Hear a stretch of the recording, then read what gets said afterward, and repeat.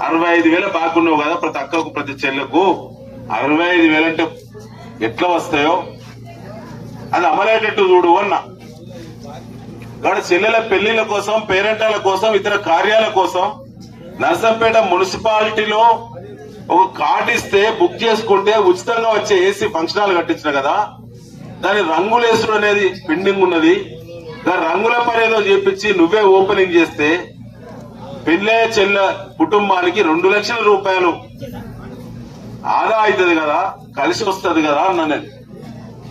నేను తెచ్చిన పైసలు టెండర్లను నువ్వు ఆపినవు, 2 ఏళ్ల నుంచి ఎందుకు పనులు జరుగుతలేవు నర్సంపేట్ల అని నేను ధర్నా చేసిన.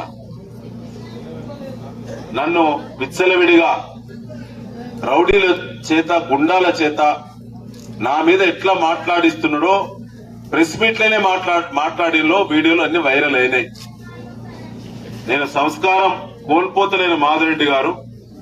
నేను సంస్కారం కోల్పోయిన క్షణంలో నీ లెక్క నేను మాట్లాడితే నర్సంపేట సమాజం మంచిగుండాలని కోరుకునేవాడిని తప్ప అల్లర్లు గొడవలు ఉండకూడదని కోరుకునేటువంటి మీ బిడ్డను నేను.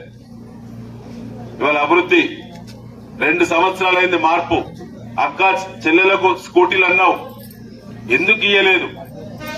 ఇంటింటికి అందరికి ఉద్యోగాలు అన్నావు, 80 ఉద్యోగాలు. అదేవిధంగా నర్సంపేటలో కుటీర పరిశ్రమలకు నేను ఆనాడు అంకురార్పణ చేసిన మహిళా గ్రూపుల చేత నేను చేతులు జోడించి విజ్ఞప్తి చేస్తా ఉన్నాను. ఇవాళ మీరొక్క అవకాశం ఇవ్వండి పద్మాప్రసాద్ గారికి. ఇలా పార్టీ కూడా వారి పట్ల నిండు ఆశీర్వాదంతో ఉన్నది. వారికి మరొక అవకాశం కూడా వచ్చే అవకాశం ఉన్నది. నర్సంపేటలో మీ అందరు కూడా పెద్ద మనసు చేసుకోనా, దూరంగా ఆలోచించా, ఎవరు ఎలాంటి వాళ్ళు చూడండి. ఎన్నడీ వాళ్లకు సంబంధం లేని వాళ్ళు వచ్చి పోటీ చేస్తే రేపు ఆపదకు ఎవరు రావాలనో ఆలోచన చేయాలని చెప్పి ఇలా అభివృద్ధిని ఆపిన వాళ్లే గనక గెలిస్తే మళ్ళీ అభివృద్ధి ఇవన్నీ ఎటువైపు పోతే ఆలోచన చేసి మీరు ఓటు వేయాలి. తాత అవ్వ 2,000 అంటే 4,000 అనే వేలంపాట లెక్క. 2,000 కేసీఆర్ ఇస్తే మేము 4,000 అనగానే ముగ్గిలు. ఒక్కరికిస్తే ఇద్దరికిస్తామన్నారు. పెద్ద మనుషులు కూడా మోసం చేసిళ్ళు. అమలు కాలే, ఏ ఒక్కటి అమలు కాలే. అందుకే ఇలా మార్పు అనేది నర్సంపేటలో తక్కువ సమయంలోనే కోరుకుంటున్నారు.